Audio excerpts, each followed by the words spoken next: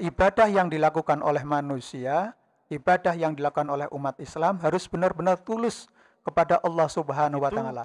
bagaimana dengan nasihat nasihat terbaik agama bagi mereka yang barangkali awam?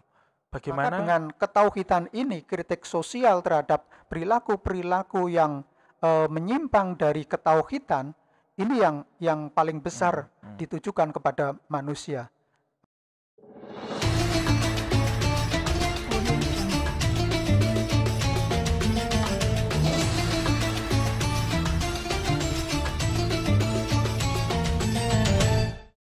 Bismillahirrahmanirrahim. Assalamualaikum warahmatullahi wabarakatuh. Waalaikumsalam warahmatullahi wabarakatuh. Selamat berjumpa kembali teman-teman di podcast Fasha dari Fasha untuk Bangsa. Saya Ahmadi Fathur Rahman Dardiri sebagai host podcast Fasha kali ini di program Tausiah Tanya Ustadz Fakultas Syariah bersama Bapak Muhammad Julijanto, SAG MAG. Telah hadir bersama kita semua, Bapak Julijanto, apa kabar Pak? Alhamdulillah sehat, salam sehat. Alhamdulillah. Ini dari rumah ke sini Pak ya? Wah iya, dari Wonogiri nih. Ya. Nanti juga balik Wonogiri lagi. Ya. Terima kasih atas kehadirannya. Hari ini insya Allah kita akan membahas tentang agama sebagai nasihat sekaligus kritik sosial. Sebelum kami berikan waktu kepada Pak Sulijanto untuk menyampaikan tausiahnya hari ini, izinkan kami menyampaikan sedikit profil tentang Bapak Sulijanto. Yang pertama, beliau adalah Sekretaris Prodi Hukum Ekonomi Syariah Fakultas Syariah IAIN Surakarta.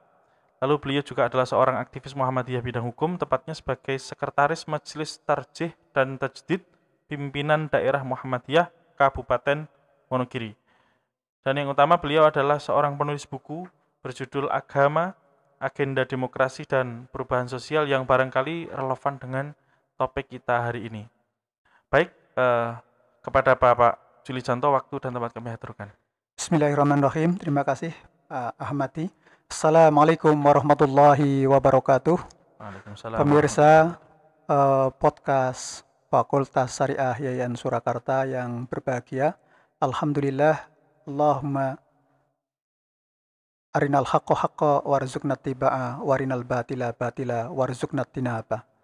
Amin. Puji syukur kita panjatkan kehadirat Allah Subhanahu wa taala atas segala nikmat dan karunia-Nya. Hari ini kita bisa berjumpa dalam keadaan sehat walafiat, tiada kekurangan suatu apapun. Di masa pandemi kita harus kuat secara imun kita dan iman kita harus kita selaraskan, bahkan kita terus tingkatkan.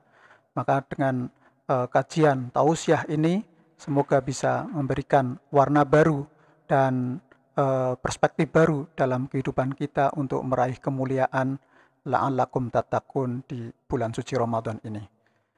Baik, tema hari ini adalah agama, nasihat, sekaligus sebagai kritik sosial. Jadi agama Islam khususnya ini datang atau diwahyukan ke muka bumi ini adalah sebagai hidayah, sebagai petunjuk, sebagai pedoman manusia untuk mencapai kemuliaan hidupnya di dunia. Jadi Islam itu sesuai dengan fitrah dari manusia itu sendiri.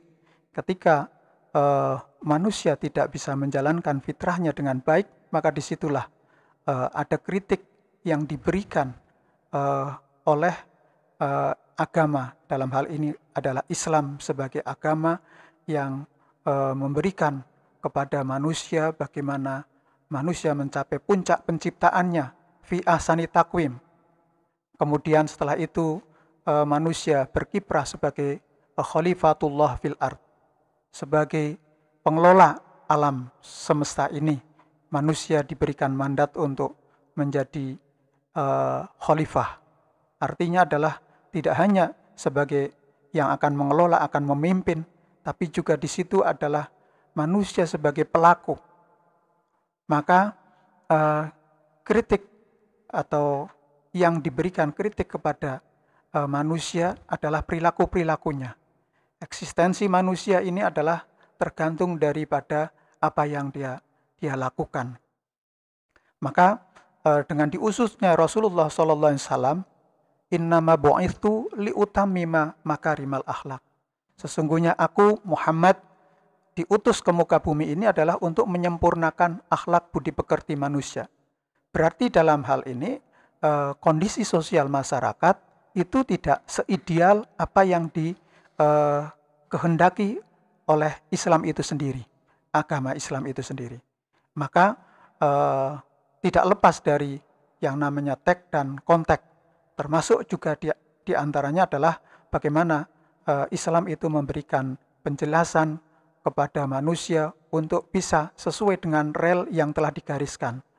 Nah, ketika manusia itu tidak sesuai dengan apa yang ditunjukkan, disinilah fungsi Islam sebagai agama yang memberikan nasihat kepada manusia senantiasa bagaimana dia tidak boleh untuk menuruti hawa nafsunya. Memang manusia dianugerahi nafsul mutmainnah dan nafsul lawamah. Nah, ketika nafsul lawamah inilah yang lebih dominan kepada diri manusia, maka disitulah Islam memberikan nasihat-nasihat kepada agama ini, memberikan nasihat kepada manusia yang telah menyimpang dari rel yang seharusnya.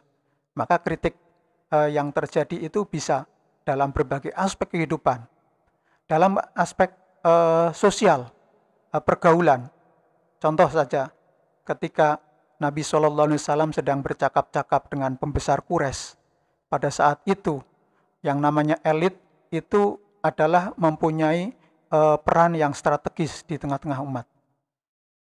Kemudian saat itu juga datang seorang yang namanya Abdullah bin Umi Maktum mengadukan kepada Nabi persoalan-persoalan keagamaan yang strategis juga, karena seseorang itu sangat membutuhkan fatwa dari Nabi, harus segera diatasi.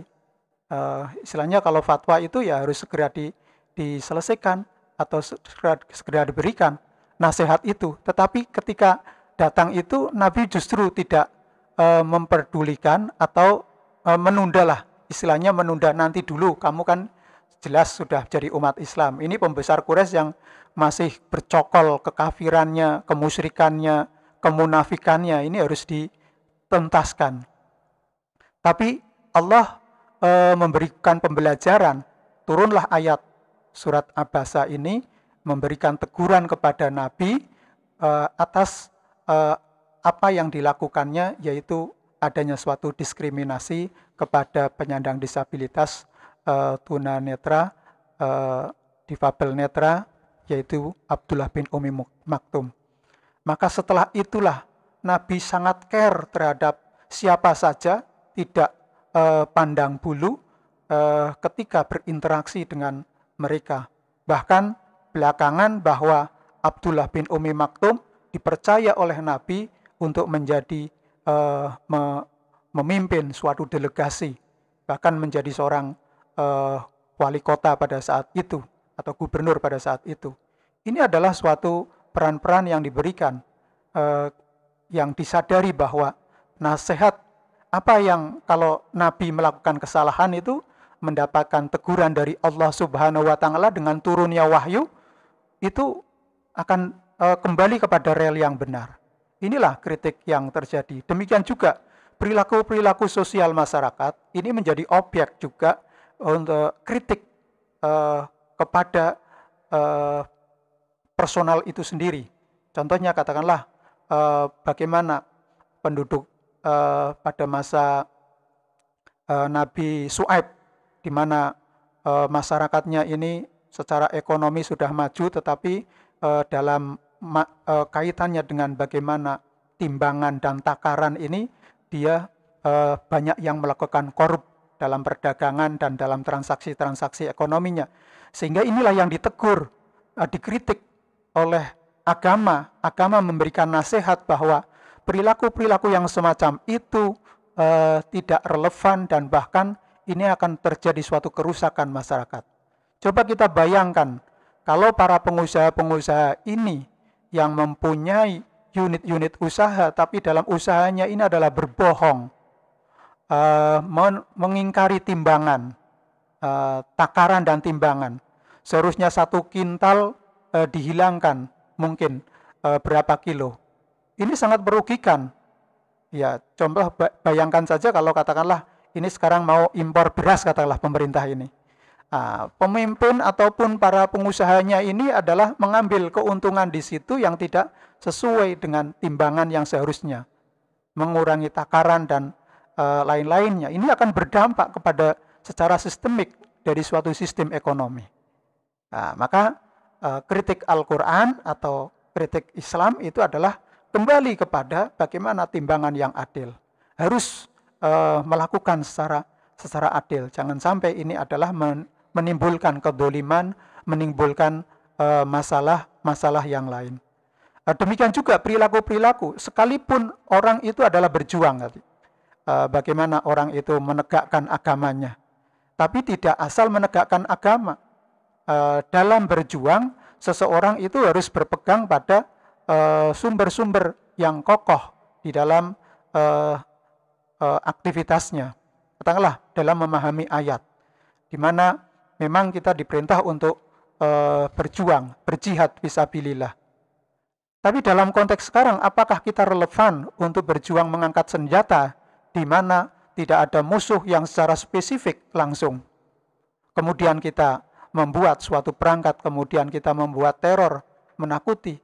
Ini justru sebaliknya, bahwa itu bertentangan dengan nilai-nilai ajaran Islam yang seharusnya.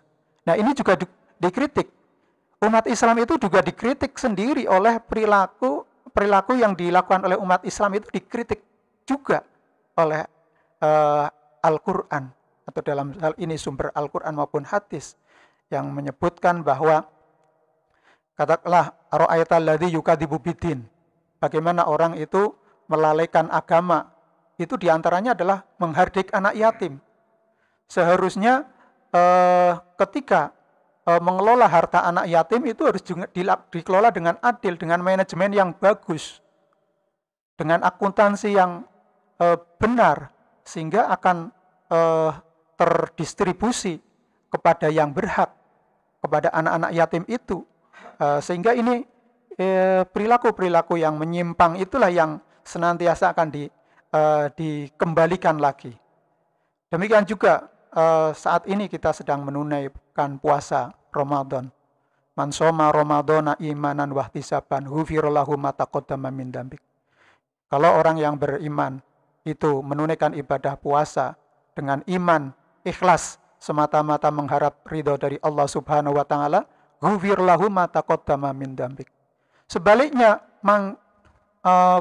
orang yang berpuasa tetapi dia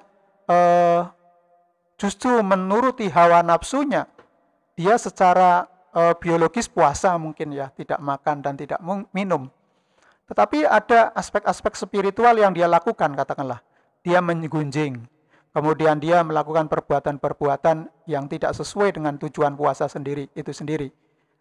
Berkata bohong ataupun mungkin kesaksian yang bohong ketika dia menjadi saksi di pengadilan, kemudian dia tidak mengatakannya dengan apa yang dia mata kepalanya dia lihat, apa yang telinganya dia mendengarkan, tapi dia mengikuti skenario yang dikehendaki oleh suatu kepentingan tertentu. Kalau itu yang dilakukan, maka puasanya jadi musro. Itu banyak orang yang berpuasa tapi hanya yang didapat adalah lapar dan dahaga. Inilah yang dikritik. Perilaku-perilaku semacam ini yang dikritik oleh agama kita agar kembali kepada jalan yang lurus.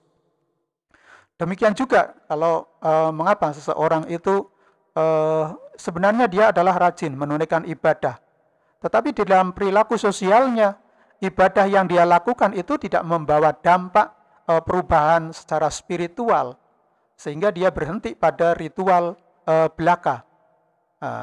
Nah, ini juga dikritik. Meskipun dia sudah sholat, tapi sholatnya itu adalah sahun, rugi, atau bangkrut bahkan. Karena tadi defisit, seharusnya itu pahalanya banyak, tetapi sebaliknya karena dia hanya sekedar formalitas ibadahnya, substansinya tidak terkena. Nah, disinilah bagaimana nasihat agama itu adalah sebagai ad-din, nasihat. Nasihat kepada siapa? Lillah.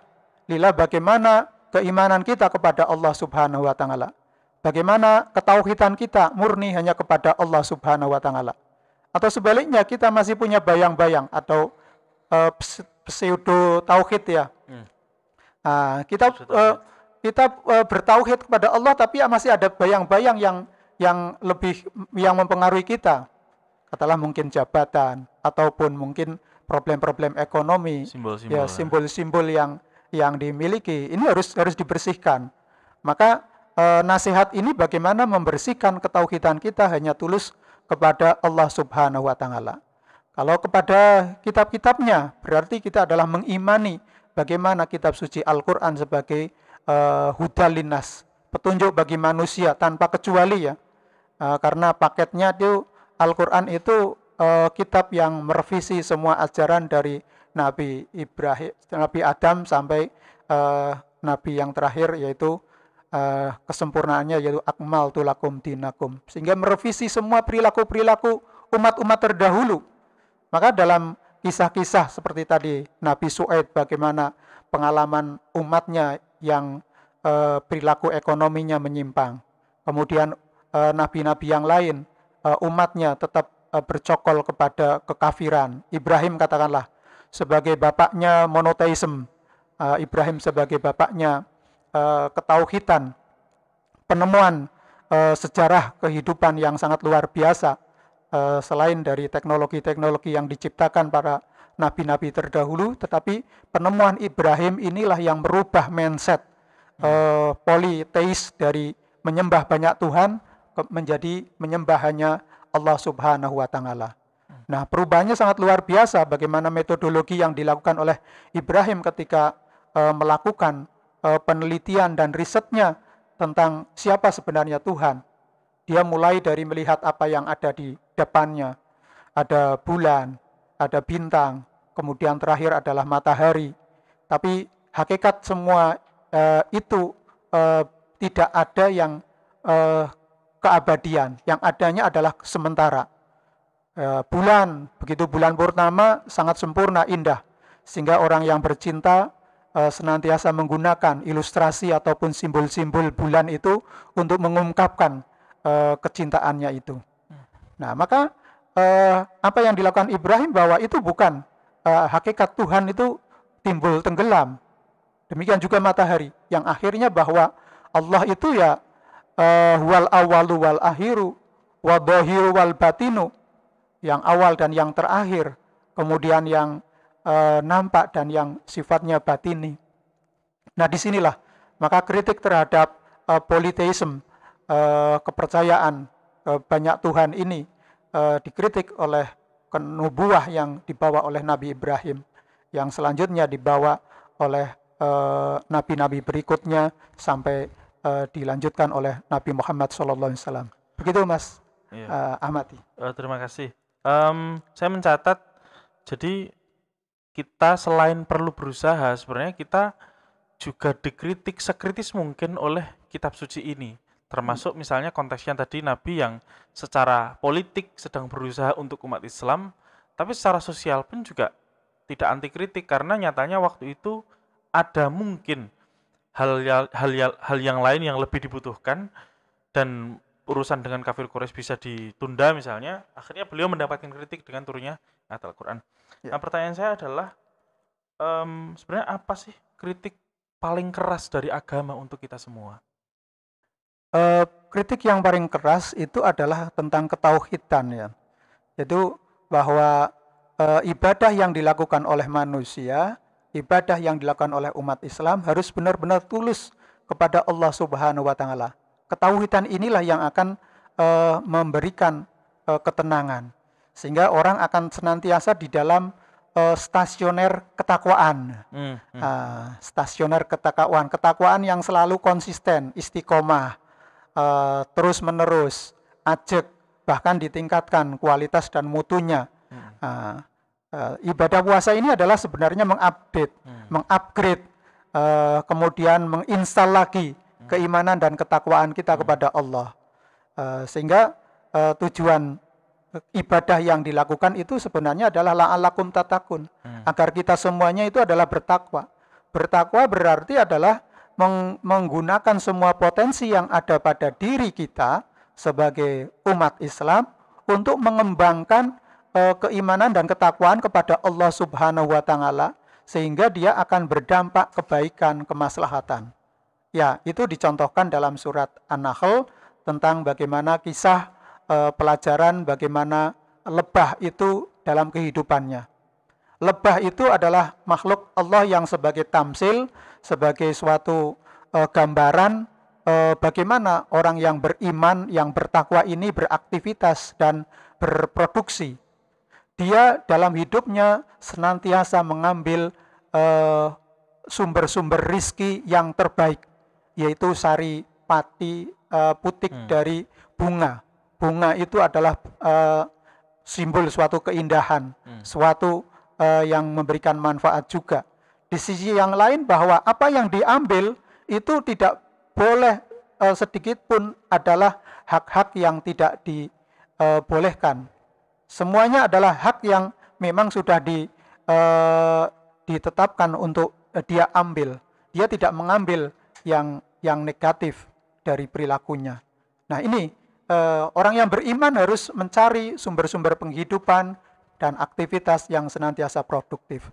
Kemudian dari proses kehidupannya, lebah itu menghasilkan madu dan royal jelly. Madu aja sudah bermanfaat luar biasa. Sekarang teknologi herbal, propolis itu adalah intinya atau madunya madu itu ya. Royal jelly sebagai suatu yang banyak memberi manfaat bagi manusia untuk kesehatan. Apalagi di masa pandemi ini, di mana manusia harus mempunyai imunitas yang tinggi sehingga tidak terpapar oleh virus apapun, tidak mudah tumbang oleh virus, sehingga dia tetap kokoh. Nah, yang dihasilkan oleh orang yang beriman, orang yang bertakwa itu adalah produktivitas. Waktunya itu wal as innal insana lafi khusrin. Demi masa sesungguhnya manusia itu adalah merugi. Ini kritik juga. Bagaimana mendayagunakan waktu supaya waktu-waktu yang kita miliki itu tidak ada celah untuk bermaksiat. Sekalipun Allah Subhanahu wa taala mengilhami kita, fa'alhamaha fujuraha wa taqwaha dalam As-Sams ayat 7 dan 8 ya. Allah itu menghilban kepada kita fujur. Fujur itu adalah kecenderungan untuk destruktif, merusak. Kemudian yang fakta takwa ini adalah ilham takwa ini menginspirasi manusia senantiasa produktif untuk menghasilkan kemaslahatan, kebaikan dari apa yang dia lakukan. Waktu-waktunya itu bermanfaat sehingga dia ilal ladzina amanu wa amilus solihati wa tawassaw bil haqqi wa tawassaw bis sabr. Kecuali orang-orang yang beriman yang melakukan amal soleh, kemudian dia tetap sabar dalam segala yang dia lakukan. Sabar terhadap bencana yang menimpa dirinya, sabar seperti pandemi ini, kita harus tetap sabar, tidak mudik, kemudian tetap menjaga silaturahmi dengan berbagai media, termasuk tausiah ini adalah salah satu media bagi kita untuk tadi tetap mengimplementasikan sabar. Nah, jadi kritik yang paling besar terhadap perilaku manusia ini adalah tentang ketauhidan. Paham yang menduakan Allah Subhanahu wa taala, paham yang memperbanyak Tuhan-Tuhan yang lain hanya kepada tauhid kepada Allah Subhanahu wa taala. Jadi kalau begitu kita sebagai muslim yang mungkin makomnya sudah tidak lagi awam tapi sudah mulai khos atau naik ke khawasul khos, kritiknya adalah bagaimana kemurnian itu dilakukan. Bagaimana misalnya kita melakukan kegiatan sehari-hari itu tujuannya hanya untuk Allah Subhanahu wa taala. Nah, kalau begitu bagaimana dengan nasihat terbaik agama bagi mereka yang barangkali awam? Bagaimana nasihat itu bagaimana agama ini merespon adanya orang-orang awam. Kalau tadi kan tauhid bagaimanapun itu elit ya, bagaimanapun itu rata-rata orang yang sudah paham ajaran agama lalu dibersihkan kembali. Nah, banyak dari kita itu mungkin yang bukan elit, tapi orang-orang yang awam. Nah, pertanyaannya adalah bagaimana nasihat agama untuk mereka? Oke, Agama itu tidak ada klasifikasi ya, kepada siapa, kepada subjek yang apa, tapi adalah semuanya. Yang diseru adalah manusianya, bukan jabatannya ataupun fungsi-fungsi sosial atau peran-peran sosial. Maka peran-peran sosial yang ada itu sesuai dengan makomnya sendiri-sendiri. Dia ada level, katakanlah kalau dia sebagai seorang leader atau seorang pemimpin, dia bertanggung jawab. Kulukum ra'in wa kulukum mas'ulun an ra'iyatihi. Setiap orang itu adalah pemimpin pada diri sendiri ya. Kalau dia tidak punya jabatan politik ataupun jabatan publik, ya dia adalah memimpin dirinya sendiri. Kalau dia sebagai jabatan publik, dia memegang dua subjek. Dia sebagai dirinya sendiri yang harus tetap taat, konsisten, tetap adil, tetap bijak. Dia sebagai seorang pemimpin, apalagi dia mendapatkan amanah tambahan yang itu harus tetap dijalankan dengan sebaik-baiknya, jangan sampai dia itu melenceng. Maka dengan ketauhidan ini, kritik sosial terhadap perilaku-perilaku yang menyimpang dari ketauhidan, ini yang paling besar ditujukan kepada manusia. Kalau dia seorang pemimpin, ya landasannya dia ketika memimpin dengan ketauhidan.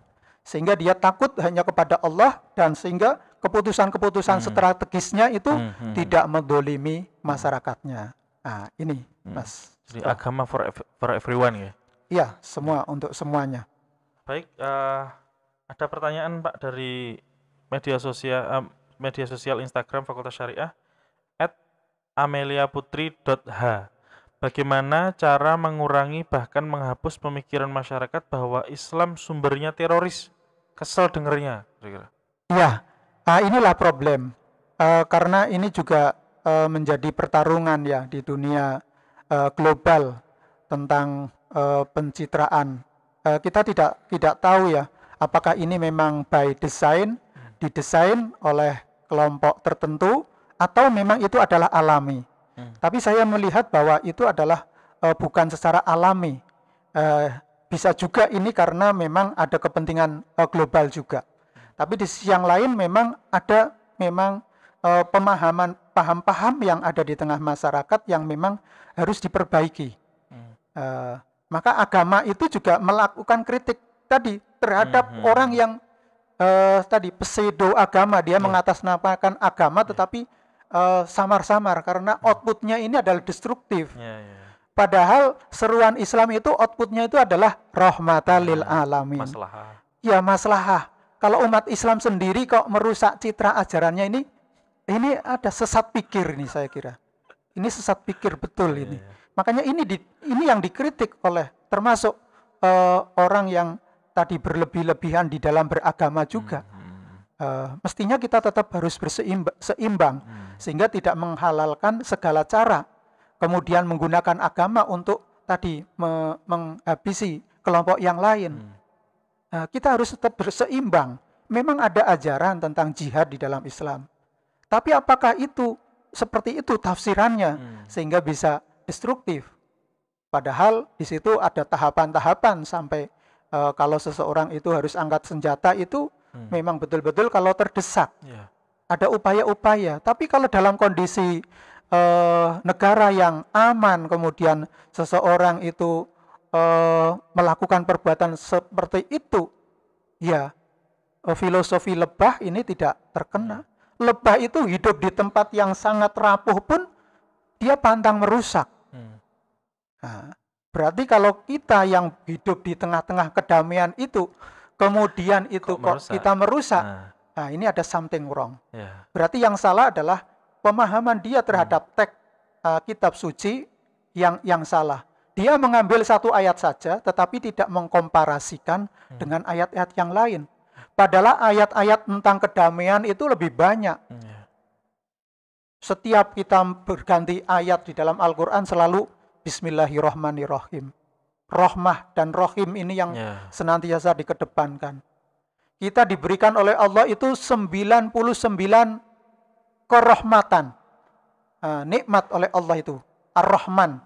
Rahman itu diberikan semua umat manusia itu diberikan hanya satu Rahman kasih sayang dari Allah Subhanahu wa taala ini kita sudah saling memberikan manfaat. Kelak rohimnya itu yang akan disempurnakan hanya memang diberikan kepada orang-orang yang bertakwa saja. Saat ini semuanya mendapatkan rahmah, baik itu yang muslim maupun yang non, termasuk yang tadi yang tidak mau beriman atau yang bertauhid kepada Allah Subhanahu wa taala sama mendapatkan. Karena di sini di dunia ini adalah tempat memang untuk berbuat manusia, untuk menguji liyabluwakum ayyukum ahsanu amala. Siapakah di antara kita itu yang terbaik amalnya. Nah, yang terbaik amal solehnya ini adalah orang-orang yang bertakwa.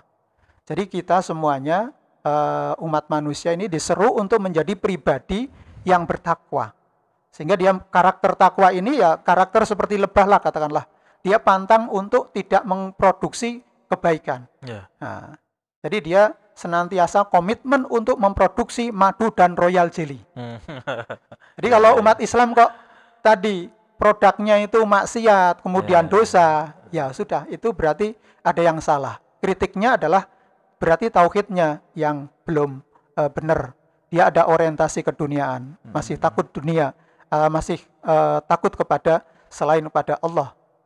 Maka komitmen tunggal kepada Allah Subhanahu wa taala ini menyebabkan kita akan produktif, senantiasa menghasilkan royal jelly dan madu untuk kehidupan kita sekalian. Wah, menarik sekali. Jadi tauhid itu dibersihkan dulu, alasan-alasannya, lalu sosialnya juga jalan sebagaimana mestinya. Terima kasih Pak Julijanto atas materi yang menarik sekali sore hari ini menjelang buka puasa dengan tema agama dan agama sebagai nasihat sekaligus kritik sosial. Terima kasih atas kehadirannya Pak Muhammad Julijanto, SAG MAG.